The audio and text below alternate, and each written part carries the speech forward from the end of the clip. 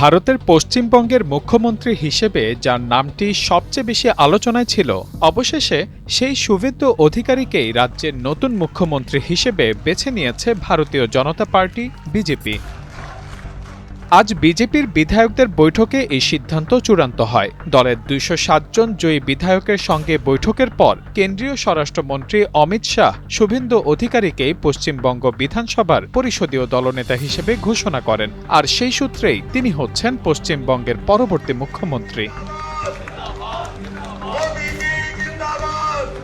বৈঠক শেষে সাংবাদিকদের মুখোমুখি হয়ে অমিত শাহ বলেন, পরিষদীয় দলনেতার নির্বাচনের প্রক্রিয়া সম্পন্ন হয়েছে।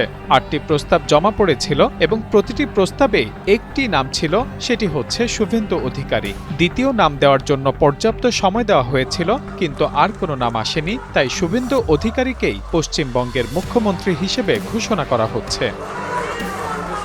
এদিকে পশ্চিমবঙ্গে সরকার গঠনের পথে থাকা বিজেপি এবার ২ জন উপমুখ্যমন্ত্রী নিয়োগ দিতে পারে বলে দলীয় সূত্রে জানা গেছে। প্রায় ২ দশক পর রাজ্যের প্রশাসনে ফিরছে এই পদ। উপমুখ্যমন্ত্রী হিসেবে সবচেয়ে বেশি আলোচনায় রয়েছেন আসানসোল দক্ষিণের বিজয়ী প্রার্থী অগ্নিমিত্রা পল এবং শিলিগুড়ির বিধায়ক শঙ্কর ঘোষ। এবারের বিধানসভা নির্বাচনে কলকাতার ভবানীপুর আসনে বিদায়ী মুখ্যমন্ত্রী মমতা বন্দ্যোপাধ্যায়কে ১৫,০০০-এর বেশি ভোটে পরাজিত করেন শুভেন্দু। পাশাপাশি নন্দীগ্রাম আসনেও জয় পান তিনি। এর আগেও ২০২১ সালের বিধানসভা নির্বাচনে নন্দীগ্রাম থেকেই মমতা বন্দ্যোপাধ্যায়কে ১,৯৫৬ ভোটে হারিয়ে আলোচনায় উঠে আসেন শুভেন্দু অধিকারী।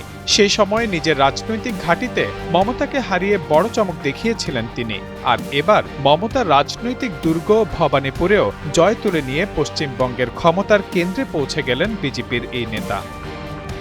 সবকিছু ঠিক থাকলে আগামীকাল কলকাতার ব্রিগেড প্যারেড গ্রাউন্ডে অনুষ্ঠিত হবে নতুন সরকারের শপথ অনুষ্ঠান। সেখানে উপস্থিত থাকার কথা রয়েছে প্রধানমন্ত্রী নরেন্দ্র মোদী, অমিত শাহ, বিজেপির সর্বভারতীয় সভাপতি নীতিন নবীন এবং বিজেপি শাসিত বিভিন্ন রাজ্যের মুখ্যমন্ত্রীদের। দীর্ঘ ১.৫ দশকের রাজনৈতিক সমীকরণ বদলে এবার পশ্চিমবঙ্গে নতুন অধ্যায়ের সূচনা করতে যাচ্ছে বিজেপি।